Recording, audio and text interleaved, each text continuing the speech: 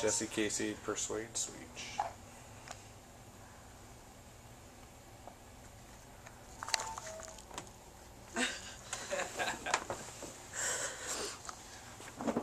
Alright, thanks everybody for coming in today while I give my presentation on voting. The reason I've asked you here today is because I thought it would be a great time to remind everybody that it is time to vote. What I don't want to do, however, is try to persuade you or convince you to vote a certain way. I'll leave that up to you and your own personal beliefs. I just want to inform you of why it is important to vote. First of all, I thought I'd let you know some of the reasons people decide they don't want to vote. According to Penn State political scientist Eric Plutzer, voting is a habit, and if people don't start voting at an early age, chances are they'll probably never feel comfortable doing so and just won't do it. He also said about 30% of voters are habitual voters who vote regularly. So if you start voting, chances are you're going to continue to vote. Another common reason is that Americans feel their vote doesn't matter. With the Electoral College, it's a little bit more in America that we get that feeling than in other democracies. However, it's not always necessarily the case. A good example of this is a race for the state representative in Texas, Ed Watson, who lost the election by 1 vote.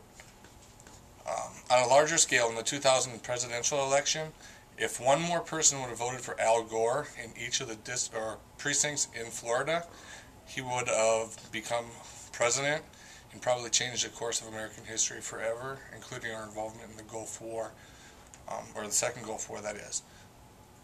So what do we require to vote? The requirement for voting is pretty much standard across the U.S. You must be a legal U.S. citizen who is at least 18 years old. In North Dakota, it's also required that you are a citizen of the state and have held a permanent place of residence for a minimum of 30 days. According to presidentialelection.com, residence is described as a place where one remains when not called elsewhere for labor or other special or temporary purposes. Most states in the Union require that you register to vote. North Dakota, in fact, is the only state where you are not required to register. And out of the 49 other states where you are registered to vote, or need to register to vote, 42 of them require that you register in advance at least 30 days. In our last election year, 2008, North Dakota had 64% of all eligible voters vote in the general election. That's approximately 321,000 out of the 496,000 eligible voters. That was the most since 1984, when it was a record of 324,000, or 69% of our voters. I got those estimates off of the North Dakota Census Data Center and northdakota.gov for all of the election statistics. This year we have a pretty important election ballot for a couple reasons. The first reason is that our long-term Senator Byron Dorgan has decided against running for re-election. According to dorgan.senate.gov, Dorgan's been our senator since 1992, and he also serves as a chairman for the Senate Budget Committee. This position is being sought by our current governor, John Hoeven, and he's been our governor since he was sworn into office in 2000. He announced his candidacy for senator, and there's also several state and local positions that are up for election this year. In North Dakota, we're kind of faced with a rare opportunity. Our state actually has a budget surplus, and that's mainly due to the discovery of the Bakken oil formation, which we're all familiar with. Many people are going to be coming forward with ideas of what to do with this excess oil money. An example of that is in Measure 1 on the ballot this year. It's nicknamed the Legacy Fund. Its purpose is to take a portion of our oil tax money and put it into a fund to be used for future expenses. I'm not going to go into the specifics, I haven't read up on it, but I do encourage everybody to read up on that a little bit. Measure 2 is a measure that is geared towards our hunting in the state. If we vote yes for the measure, it's going to ban fenced hunting of the game animals. For example, buffalo and elk reserves, which in recent years have become another generating occupation for many of the farmers. You can take a look at a sample ballot for your area by visiting vip.sos.nd.gov.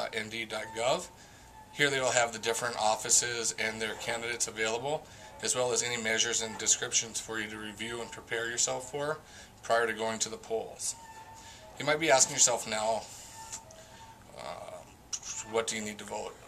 The answer is, or where do you need to go vote? The answer is different for all of us. We all live in different districts.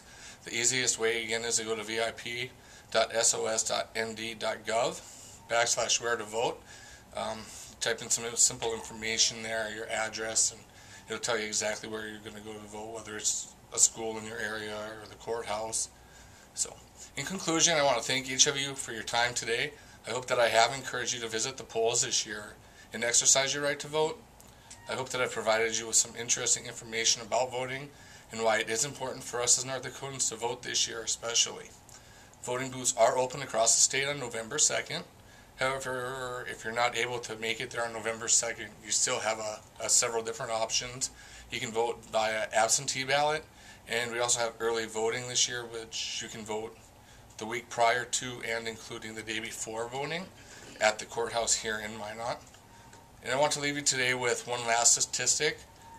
Other democracies around the world have about 80% voter population participation, and of the 153 democracies in the world, the United States ranks near the bottom of the voter involvement. It's estimated that only 49% of our population actually voted in the presidential election in 1996. And it's a pretty sad statistic coming from us, from a nation that kind of prides themselves on being a free democratic nation. So again, I do encourage you to vote. Have fun with it. Hopefully you'll become a habitual voter and help us plan for our future. Thank you.